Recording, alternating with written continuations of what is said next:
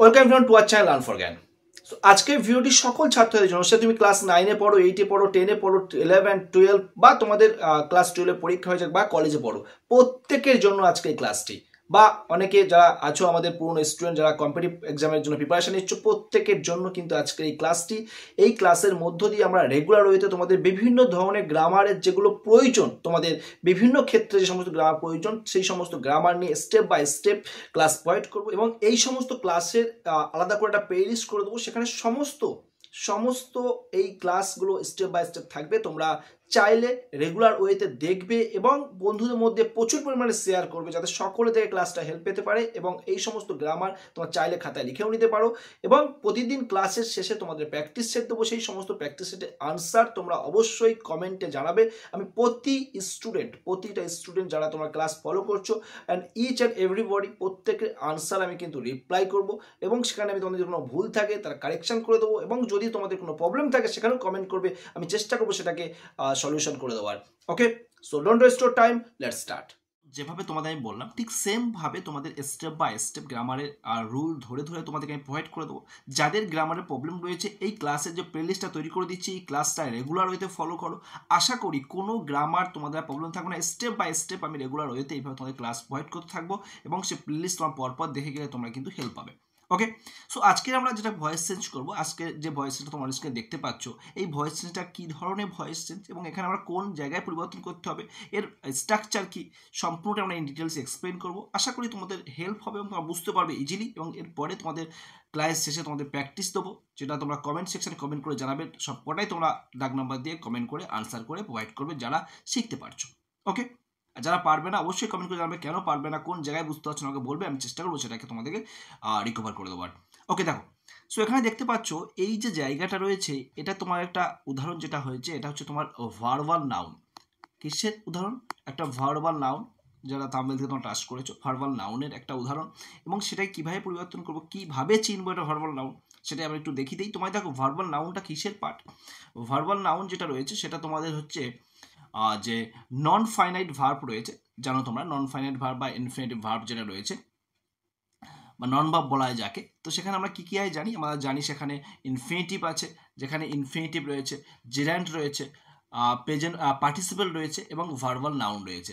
এর present participle আমরা এখানে নিয়েছি কেন? কারণ আমরা জানি ভার্বের সঙ্গে আইএনজি যুক্ত হলে জেরান্ট হচ্ছে, ভার্বের সঙ্গে আইএনজি যুক্ত হলে অ্যাডজেক্টিভ হচ্ছে, আবার ভার্বের সঙ্গে আইএনজি যুক্ত হলে সেটা ভার্বাল নাউন হচ্ছে। কেন, কিভাবে হচ্ছে, কী করে বুঝতে পারবো?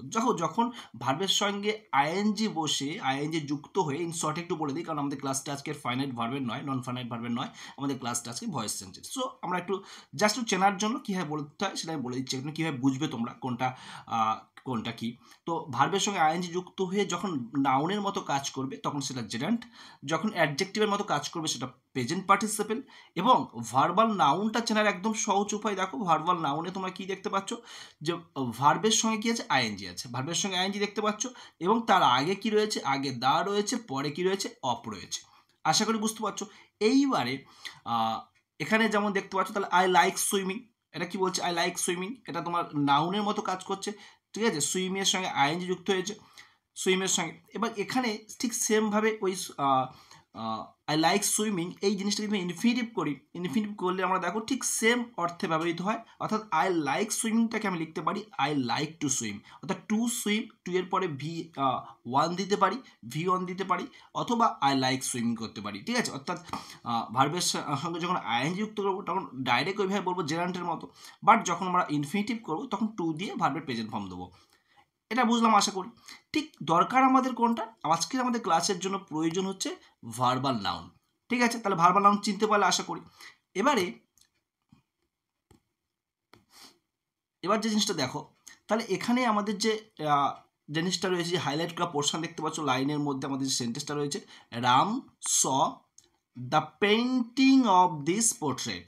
তাহলে এই যে দ্য পেন্টিং অফ এই দ্য পেন্টিং, এই যে পেন্টিংয়ের আগে দ্য এবং পরে অফ, তাহলে যে পেন্টিংয়ের আগে দ্য পরে অফ, এটাই হচ্ছে তোমাদের ভার্বাল নাউন। ওকে, আমরা এই জায়গাটা পরিবর্তন করব। কিভাবে পরিবর্তন করব দেখো, তোমাদের জাস্ট বোঝার সুবিধার্থে এখানে আমি যে রুলটা, যেটা স্ট্রাকচার পরিবর্তন কী হবে সেটা দিয়েছি।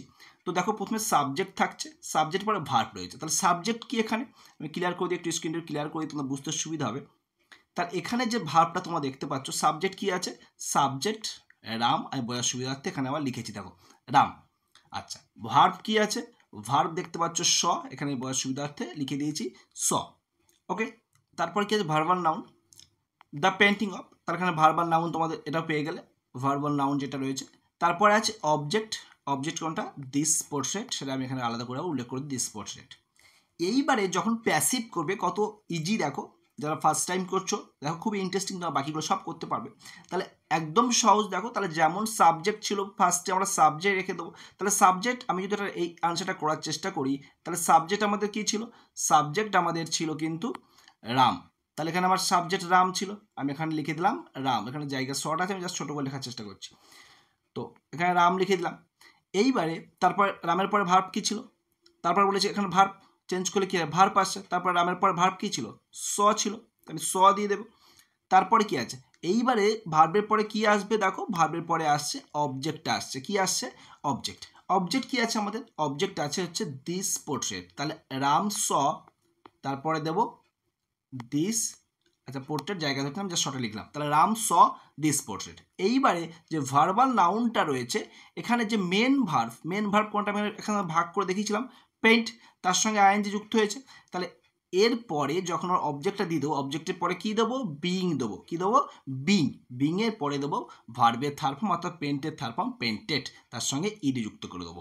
ওকে, আশা করি বুঝতে পেরেছো। এবার দেখো তাহলে এখানে আমি আনসারটা তোমাদের অন স্ক্রিনে দেখাই। তো এখানে দেখতে পাচ্ছ যে রাম স, তাহলে আমরা রেখে দিলাম রাম স যেমন ছিল, সাবজেক্ট ভার্ব, তারপরে object this portrait, this portrait সামনে চলে এলাম। এবার পড়ে রইলো আমার ভার্বাল নাউন পড়ে রইলো। তাহলে আমার ভার্বাল নাউন যখন যেটা পড়ে রয়েছে সেটা কী করবো, এই জায়গাটা মেন যে ভার্ব সেটাকে বের করে নেবো, আইএনজি বাদ দিয়ে মেন ভার্ব বেরিয়ে আসছে আমাদের। মেন ভার্ব যখন বেরিয়ে আসবে তার থার্ড ফর্ম দেবো লাস্টে, এবং তার আগে আমরা দেবো being, Ram saw this portrait being painted. আশা করি ক্লিয়ার, খুবই ইজি, স্টেপ বাই স্টেপ আমরা সব করে যাব। ওকে, দেখো তোমাদের জন্য কিছু এক্সাম্পল রেখেছি। ফার্স্ট একটা দেখো, ফার্স্টটা আমি একটু করে দিই, তারপরে বাকিগুলো তোমরা করে দেখাবে। এখানে কি আছে দেখতে পাচ্ছ, they saw the opening of the new shop, ঠিক আছে। তাহলে এখানে আমরা ফার্স্ট কি আছে, সাবজেক্ট যা ছিল এই পর্যন্ত আমরা লিখবো, দে স, তারপরে কি অবজেক্ট দ্য নিউ শপ, তাহলে they saw the new shop being opened, being opened.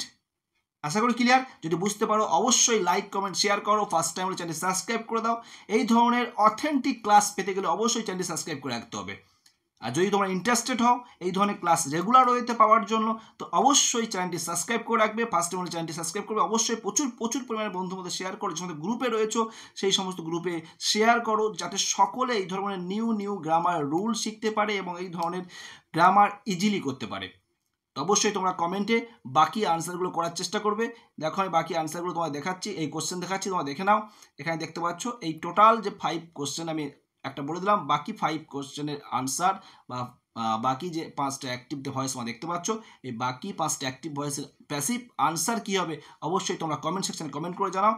যা সম্পূর্ণ ভিডিওটা দেখলে আশা করি বুঝতে পারছো যে এই যে ক্লাসগুলো আসতে চলেছে গ্রামারে, এগুলো কতটা হেল্পফুল হতে চলেছে তোমাদের জন্য। তো সেই কারণে অবশ্যই বলবো রেগুলার ওয়েতে ফলো করো এবং চ্যানেলটি সাবস্ক্রাইব করে আগে ফার্স্ট টাইম বলে বন্ধুর মধ্যে শেয়ার করো, এবং অবশ্যই প্লেলিস্টটা সেভ করে রাখো। কমেন্ট করে তোমরা প্র্যাকটিস সেট যেগুলো দিয়েছি অবশ্যই কমেন্টে আনসার দেওয়ার চেষ্টা করো। আমি তোমাদের সকলের আনসারের উত্তর দেবো, সকলকে আমি রিপ্লাই দেবো। অবশ্যই তোমরা কমেন্ট করবে, প্রত্যেকের উত্তর আমি কিন্তু স্টেপ বাই স্টেপ রিপ্লাইয়ের আকারে দিয়ে দেবো। যদি ঠিক হয় আমি ওকে করে দেবো, যদি কোনো জায়গায় কোনো মিস্টেক থাকে সেটা আমি কারেকশন করে দেবো। ওকে, সো প্রত্যেকেই যারা দেখছো প্রত্যেকেই কমেন্ট করবে, প্রত্যেকের আনসার আমি চাই, কারণ তোমরা কতটা শিখতে পারছো কমেন্ট না করলে কিন্তু আমি বুঝতে পারবো না। আর যদি শিখেও যাও, যদি কোনো রকম প্রবলেম না থাকে সেটাও কমেন্ট করে জানাবে যে স্যার আমি করতে পারছি।